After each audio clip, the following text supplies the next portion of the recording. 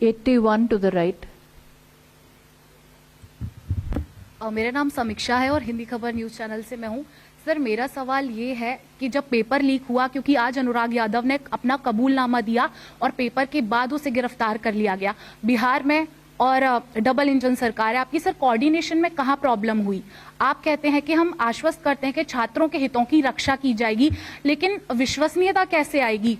और इस बात की अब क्या गारंटी है कि अब से पहले इस तरह की धांधली नहीं हुई है? क्योंकि इस बार सामने आ गया, अब से पहले कभी सामने नहीं आया, तो सर कहीं ना कहीं विश्वसनीयता अब कैसे आएगी? देखिए, इसकी जिम्मेदारी तो मैं लेता ही हूं। देखो, मेरे पास उस जिम्मेदारी से मैं हटने की कोई नैतिक जिम्मेदारी में लेता।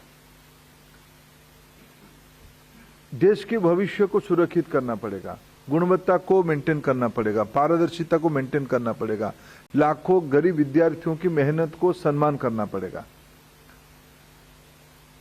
बिहार सरकार की और भारत सरकार की कोऑर्डिनेशन व्यवस्थित था।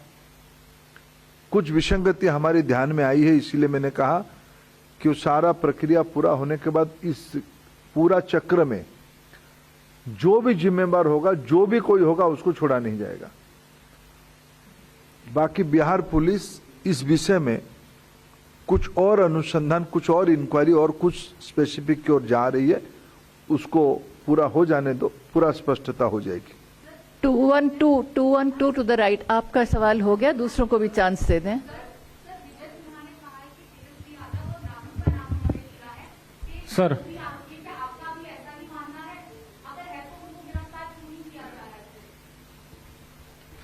सर, मेरा नाम अजस्त्र पीयूष है, न्यूज इंडिया से हूं, और सवाल मेरा यही है कि बिहार को लेकर सिकंदर नाम का एक व्यक्ति जिसको अरेस्ट किया, उसको रुकवाने की व्यवस्था तेजस्वी यादव के पीए ने की। आपके मुख्यमंत्री डिप्टी सीएम ने इस बात का जिक्र किया है, तो क्या इस पूरे मामले में आप समझते हैं कि तेजस्वी यादव की भी कोई संलिप्तता थी या उसके पीए की?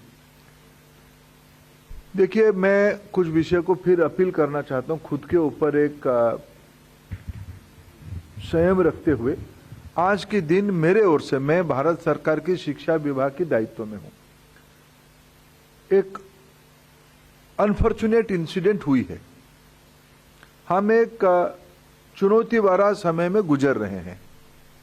मैं सभी को अपील करूंगा कि ये विषय को, मैं देश की विद्यार्थी की हित मेरे मन में सबसे प्राथमिक स्थान है। उनकी अभिभावकों की, मैं इस बीच में कुछ विद्यार्थियों को मिला, कुछ अभिभावकों को भी मिला।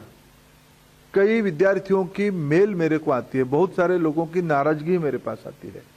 मैं उसको as a parent, as a बड़े भाई, एज ए अभिभावक, मेरे पास उसको स्वीकार करना, उनको संभालने की अलावा कोई और रास्ता ही नहीं है। मैं उनको संभालता हूं। उनकी नाराजगी वाजिब है, ये प्रजातंत्र है, लोगों की बात हमें सुननी है, और उनके लिए जो न्यायोचित मार्ग होगा, जस्ट एंड लॉफुल होगा, उसको करना सरकार की दायित्व बनता है। मैं हमारी सरकार की तीसरी पारी में मैं बिल्कुल जिम्मेवारी के साथ आश्वस्त करता हूं, आपको धीरे धीरे दूध का दूध, पानी का पानी स्पष्ट आज हो जाएगा। कई चीज अपने आप में समय के हिसाब से स्पष्ट हो ही गया है। सरकार की मंशा बहुत ही पवित्रता के साथ मैं कहूं स्पष्ट है। भारत को आगे ले जाने के लिए हमारी युवा शक्ति ही माध्यम है। उनको कोई भी प्रकार की असुविधा जाने अनजाने में हो, हम नहीं चाहेंगे।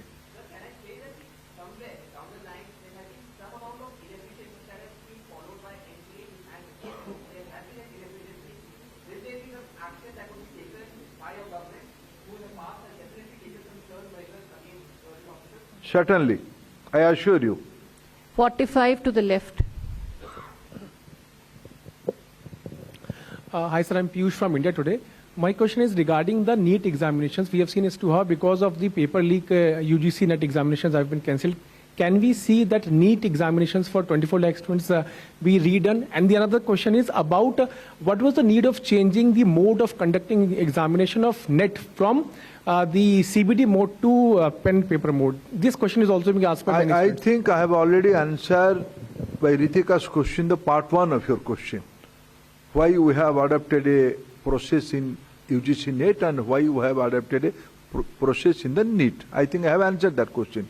Regarding why we have changed, it's up to the examining agency, because both are the well-established examination method of our country, both CBT and OMR, pen and paper.